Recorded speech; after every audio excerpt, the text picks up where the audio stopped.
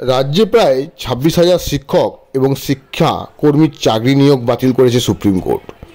এই ঘটনায় রাজ্যকে কাঠগড়ায় দাঁড় করিয়ে গোটা রাজ্য জুড়ে বিজেপি আন্দোলনে নেমেছে। আসানসোলের জেলা স্কুল শিক্ষা পরিদর্শকের অফিসে এসে বিক্ষোভে ফেটে পড়ে বিজেপির জেলা নেতৃত্ব এবং কর্মী সমর্থকেরা। আসানসোলের সাংগঠনিক জেলা সভাপতি দেবতনু ভট্টাচার্যের নেতৃত্বে এদিন মিছিল করে জেলা স্কুল পরিদর্শকের অফিসে আসে বিজেপির কর্মী সমর্থকরা এবং সেখানে এসে বিক্ষোভে ফেটে পড়েন তারা। মিছিল যখন শিক্ষা দপ্তরের অফিসের সামনে আসে তখন দেখা যায় সেখানে আগের থেকেই তালা দেওয়া ছিল এবং তারই প্রতিবাদে বিজেপি কর্মী সমর্থকরা পাল্টা তালা দিয়ে দেয়। পাশাপাশি তাদের দলীয় পতাকাও বেঁধে দেওয়া হয় গেটে। বিজেপির জেলা সভাপতি দেবতনু ভট্টাচার্য জানিয়েছেন, গোটা রাজ্যের শিক্ষা দপ্তরেই তালা পড়ে গেছে। বাজারে সবজি বিক্রির মতো চাকরি বিক্রি হচ্ছে। শিক্ষা দপ্তর যখন তালা দেওয়া আছে, সাধারণের ঢোকার প্রবেশ নিষেধ, তখন আমরাও সেখানে তালা দিয়ে দিয়েছি। আগামী দিনে বৃহত্তর আন্দোলনের পথে হাঁটবো আমরা। গ্রামাঞ্চল শিল্পাঞ্চলের খবর, ব্যুরো রিপোর্ট।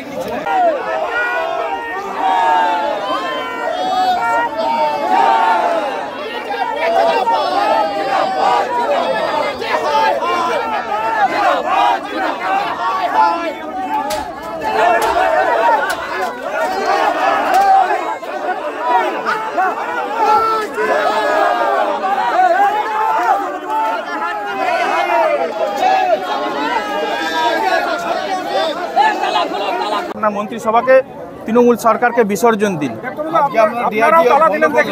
আজকে তালা বন্ধ করলেন ডিআই অফিস, কি বলবেন?